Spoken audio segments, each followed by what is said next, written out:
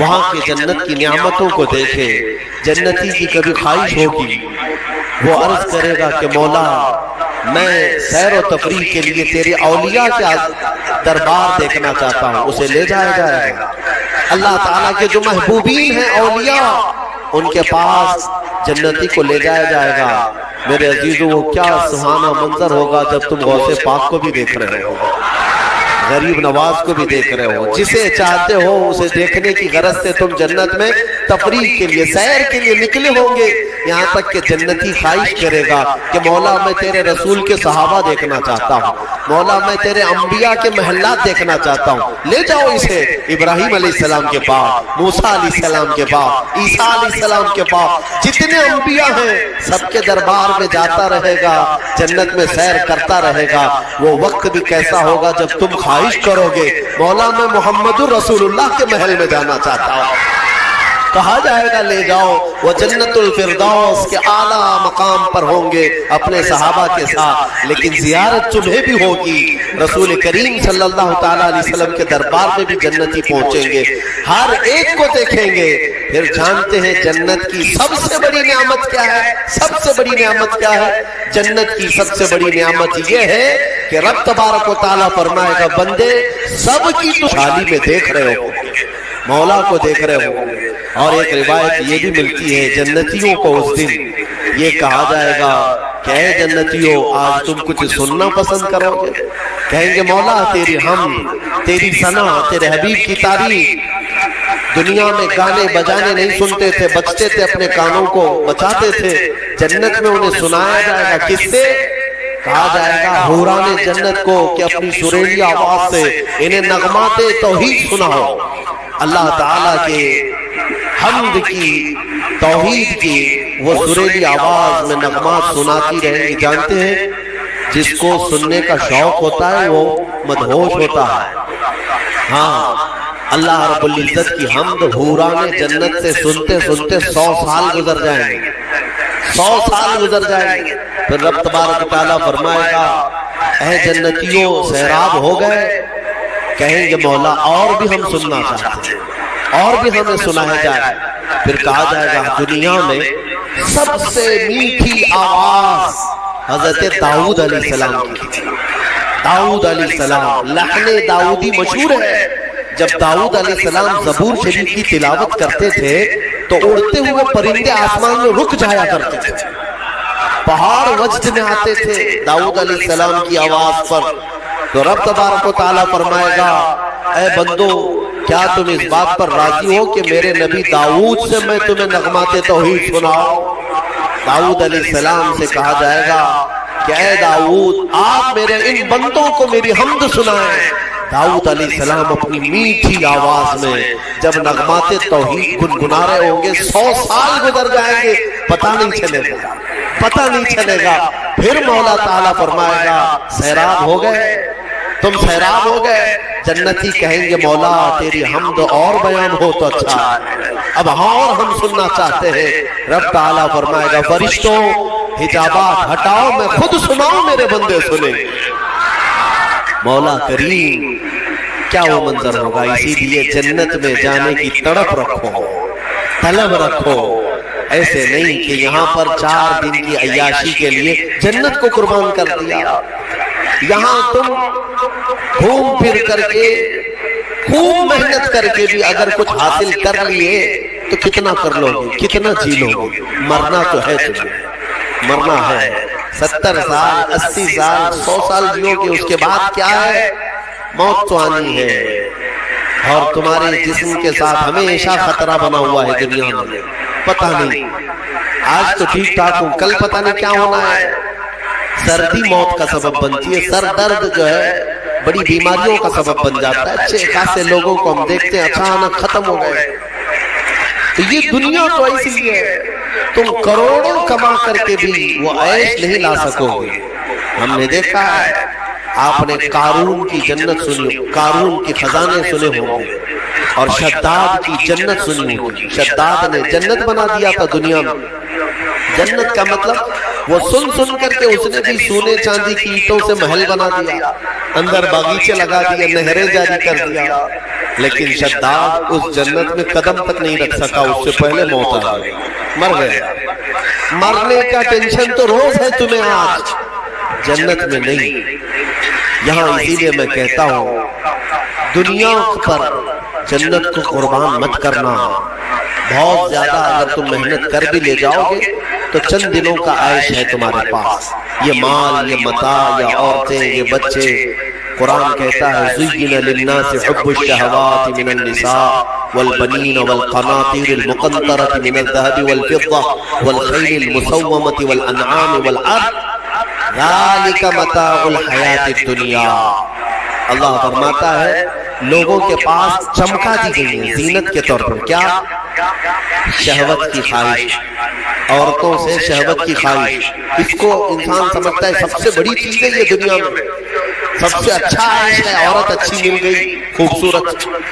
بہت سارے لوگ آدھی زندگی عورت کے پیچھے ہی برباد کر چکے ہیں، ان کو ایسا لگتا ہے کہ ایک لڑکی کو حاصل کر لینا ہماری آدھی زندگی کا وصول ہو گیا۔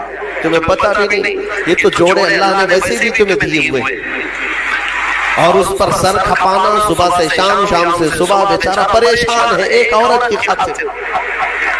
ہم دیکھتے ہیں اکثر نوجوانوں کی زندگیاں اسی میں ختم ہوئی ہیں۔ وہ اسے محبت سمجھتے ہیں، اسے عشق سمجھتے ہیں۔ دیوانوں، یہ جسموں کے ملاپ کو محبت اور عشق کہاں کرے رہے ہو؟ محبت اور عشق ایک بہت ہی مقدس الفاظ ہے، مقدس الفاظ۔ ہاں، صرف آدمی اپنے جسمانی سکون کو حاصل کرنے کے لیے، اپنی شہوت کو پوری کرنے کے لیے محبت کا نام دے رہا ہے۔ محبت کیا ہے؟ محبت تھوڑی نہ ہے۔ عورتوں کی خواہش میں آدھی زندگی ختم ہوئی۔ یہ وہی لوگ تو ہیں جو شادی سے پہلے نہ جانے کتنے راتیں جاگتے تھے، پوری رات بات کرتے تھے، پتہ نہیں کتنے وعدے، معاہدے، ایگریمنٹ ہوا کرتے تھے۔ شادی کے 8 دن کے بعد پھر زندگی چینج ہے۔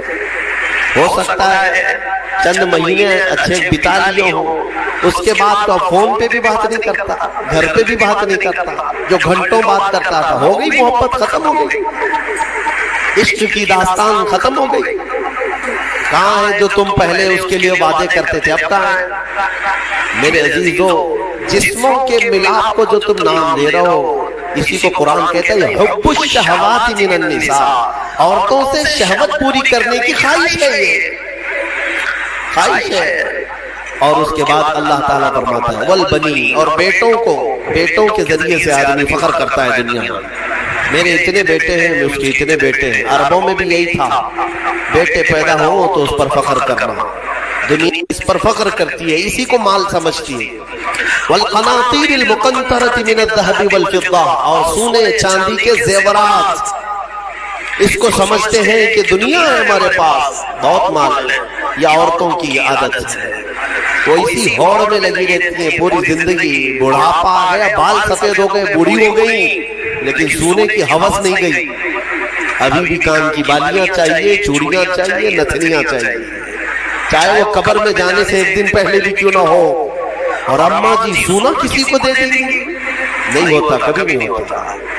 وہ اس کے لیے جان سے زیادہ حفاظت کرنے لگ جاتی ہے۔ یہ سونا، اس کو بھی قرآن کہہ رہا ہے یہ دنیاوی متاع ہے جس پر تم فخر کر رہے ہو۔ سونے اور چاندی کے زیورات، اندازہ بھی نہیں یہ قبر میں جاتے ہی سانپ بن جائیں گے۔ ہاں، اللہ تعالیٰ فرماتا ہے والذین یکنزون الذهب والفضہ، جن لوگوں نے سونا اور چاندی کو خزانہ کیا، جمع کیا، ولا ينفقونها فی سبیل اللہ، جو اللہ کی راہ میں اس کی زکوٰۃ نہیں دیتے تھے، فبشرہم بعذاب علیم، اللہ فرماتا ہے حبیب ان کو دردناک عذاب کی بشارت دے دو۔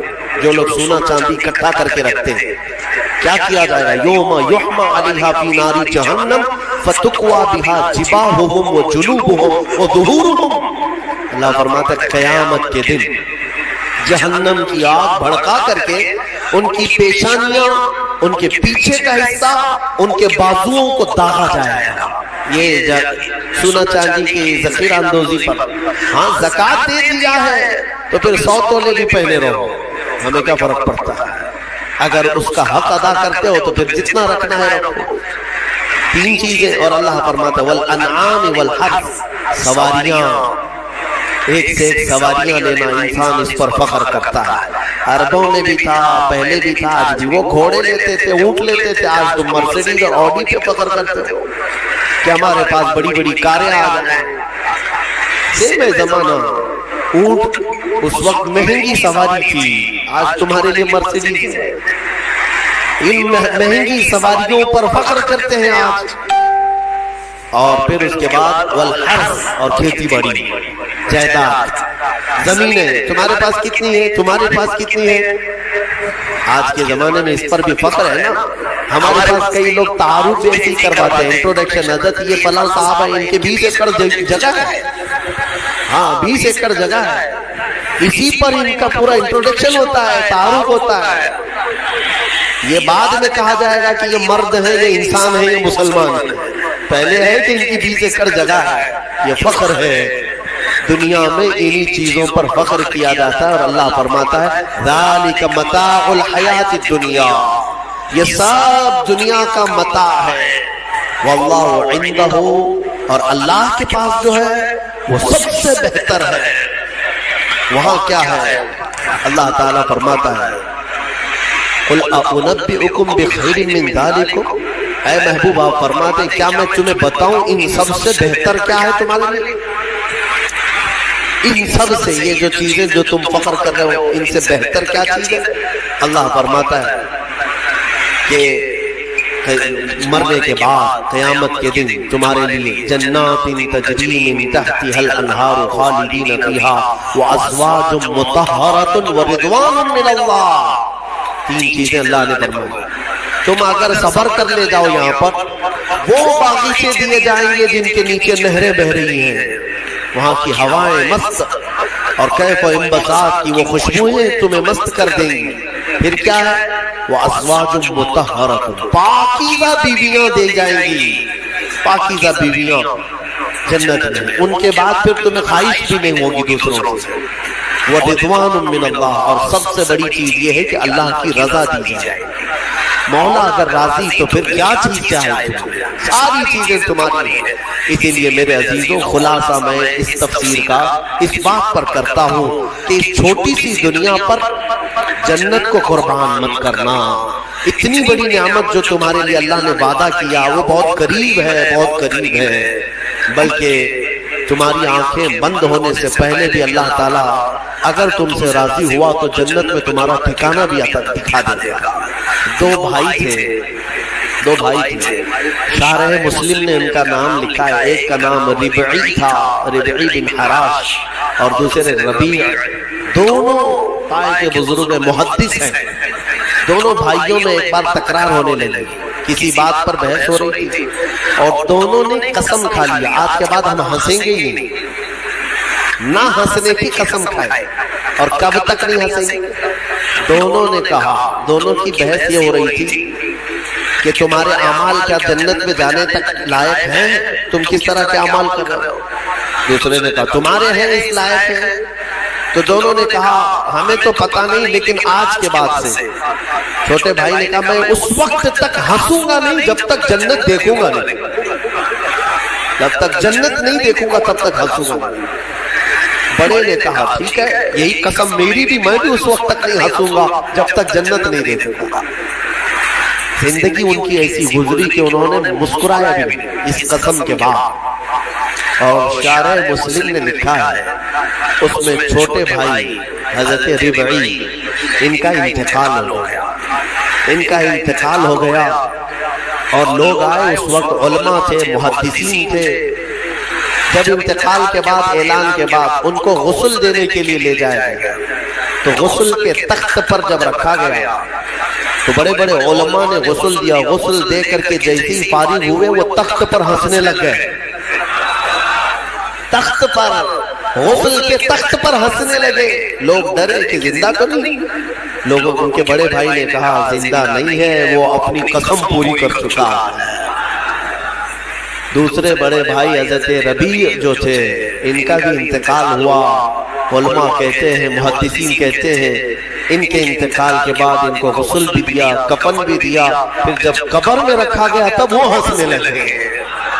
बुजुर्गों ने फरमाया इन दोनों ने कसम खाई थी उस वक्त तक हंसेंगे नहीं जब तक जन्नत देखेंगे नहीं। छोटे ने गुस्ल के तख्त पर जन्नत देख लिया, बड़े ने कब्र की गोद में जन्नत देख लिया। मौला करीम वो अफू व गफूर है, रहीम है, तुम्हें दुनिया से जाने से पहले पहले वो महल्ला दिखा देगा।